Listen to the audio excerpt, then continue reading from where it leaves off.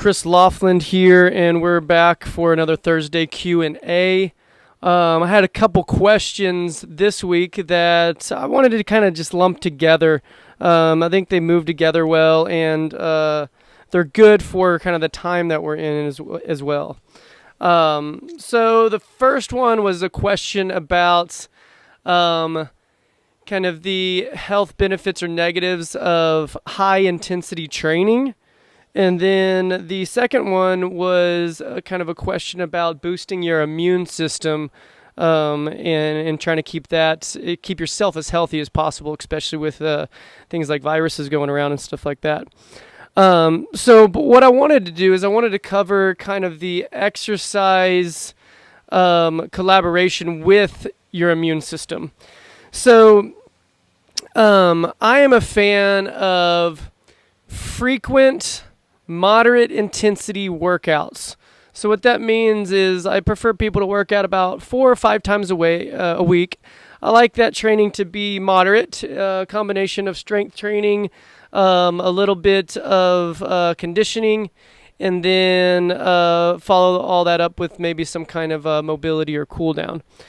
And then all that's usually taking place in the duration of about 45 minutes to an hour. And then what you would maybe consider the moderate intensity or the higher intensity portion of it would be very, very short. So if we're going pretty high intensity, it's going to be very short duration stuff, usually in the form of like interval training. So like an aggressive sprint and then relax for a little bit or rest, aggressive sprint, something along those lines.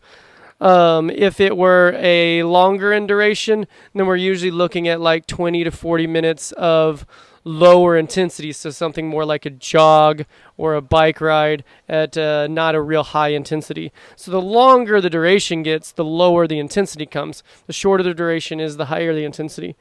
But then with the higher intensity stuff, we typically are going to also factor in rest. That's what I'm a fan of, and the reason why is because of the health benefits of it, but also we're also not compromising our health as well. It's very, very recoverable, and our body just kind of reaps more of the benefits from it than having some of the negative effects of the increased stress on our body. Where some of this information comes from is there are like several studies out there that show that extreme exercise, especially like extreme endurance training, so the higher the intensity and then also the longer the duration, does have a negative effect on your immune system. So like in one study with elite cyclists, they had a 4 times the number of sick days as those that just did recreational cycling.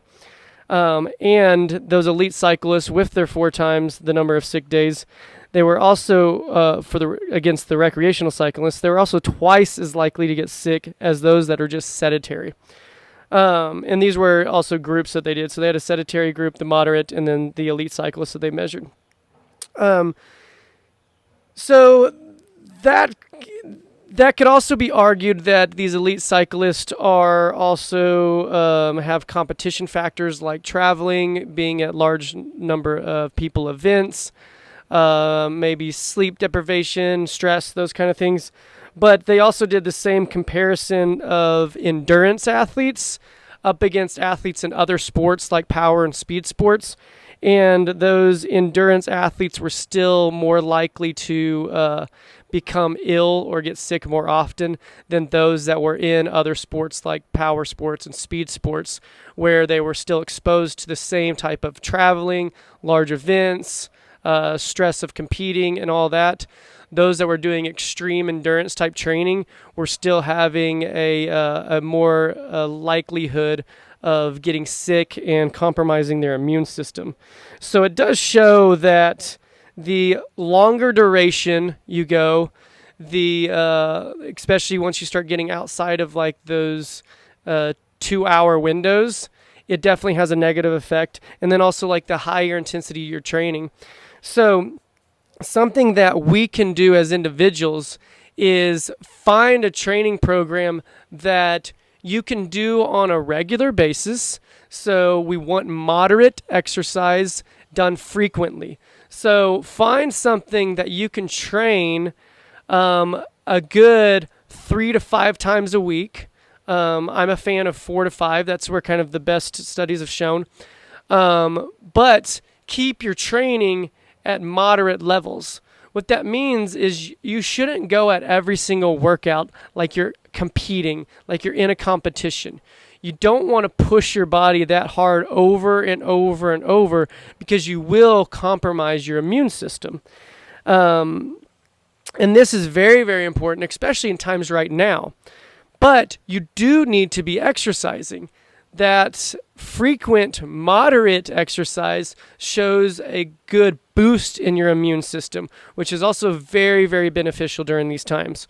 So we do want you getting out and exercising, but you don't need to exercise as hard as possible. You don't need to be going at everything with 100% intensity.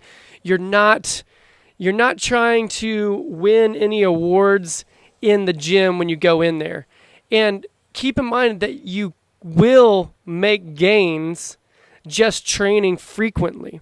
You can progressively get stronger. You can progressively get more better endurance. You can increase your VO2 max. You can do all those things on these moderate levels. And you can probably, for most people who have outside stressors and normal jobs and things like that, you're probably going to see a better results in your training when you kind of go at it that way.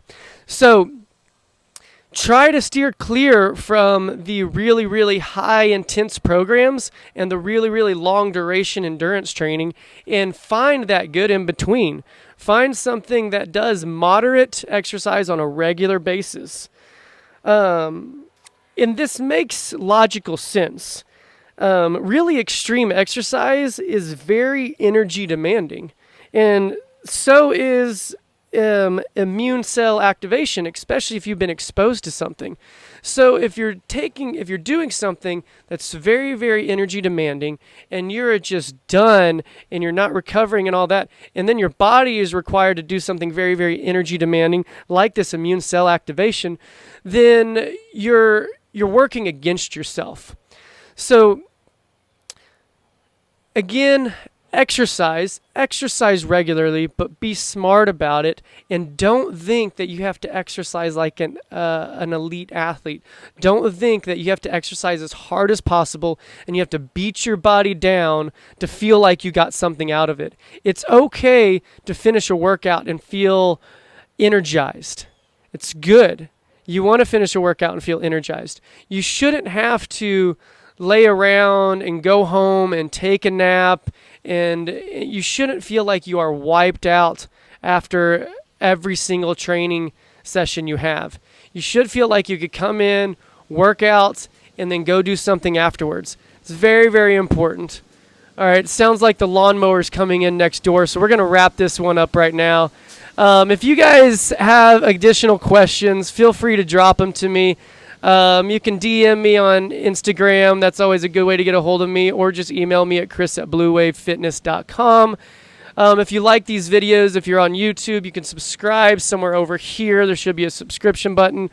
If you're listening to this on Apple, Spotify, and any of those streaming podcasts, we're pretty much on everything out there now. Just make sure that you give us a like. Ideally, a review would be great. And then if you have any questions or anything, just feel free to reach out. I like to interact with you guys. So again, next Thursday we'll do this again. Drop us another question or some questions, and I'll try to keep getting through them. All right, talk to you guys soon. Bye.